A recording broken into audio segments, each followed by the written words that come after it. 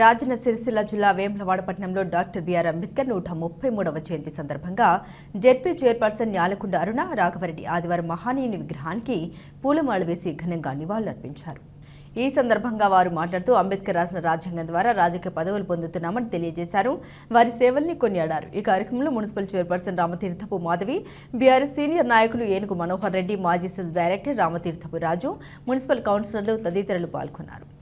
133 అంబేద్కర్ గారి జయంతి సందర్భంగా ఇక్కడ స్థానికంగా మా మున్సిపల్ చైర్పర్సన్ మాధవి రాజు గారు, సీనియర్ నాయకులు మనోహర్ రెడ్డి గారు, స్థానిక కౌన్సిలర్స్ చంద్రు గారు, శంకర్ గారు, మన శ్రీనివాస్ గారు, కుమార్ గారు, ఇంకా అందరం కలిసిగా ఇవాళ వారి జయంతి సందర్భంగా ఇక్కడికి వారికి పూలమాల వేసి దండం పెట్టుకొని వారి ఆశయాలు ఏదైతే ఉందో వారి ఆశయాలకు తగ్గట్టుగా అనుగుణంగా నడుచుకొని వారు కోరుకున్న సమాజం తెలంగాణ మనకు, ఎందుకంటే వారు రాజ్యాంగము రచించిన దానితోటే మనం ఈరోజు అందరం కూడా కలిసికట్టుగా మంచిగా ఏది లేకుండా కూడా ఏ పథకాల్లోనూ ఏది కూడా లేకుండా కూడా వారు రాసిన రాజ్యాంగాన్ని సృష్టించుకొని ఇవాళ మనము సగర్వంగా చెప్పుకోవచ్చు. వారి జయంతి సందర్భంగా వారికి కూడా అందరం కలిసికట్టుగా 133వ జయంతి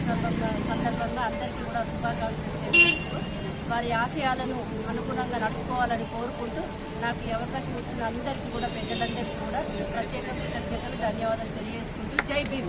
ఈరోజు డాక్టర్ బిఆర్ అంబేద్కర్ గారి 133వ జయంతిని పురస్కరించుకొని మరి వేములవాడ పట్టణ పరిధిలో ఉన్నటువంటి అంబేద్కర్ గారి విగ్రహాల వద్ద మున్సిపల్ నుంచి ఘనంగా ఏర్పాట్లు చేసుకొని దానిలో భాగంగా ఈరోజు ముఖ్య అతిథులుగా వచ్చినటువంటి గౌరవ జెడ్పీ చైర్పర్సన్ గారికి, అదేవిధంగా గౌరవ కౌన్సిలర్స్ 133వ జయంతి శుభాకాంక్షలు తెలియజేసుకుంటూ అందరికీ కూడా ధన్యవాదాలు, నమస్కారం తెలియజేస్తా ఉన్నాను.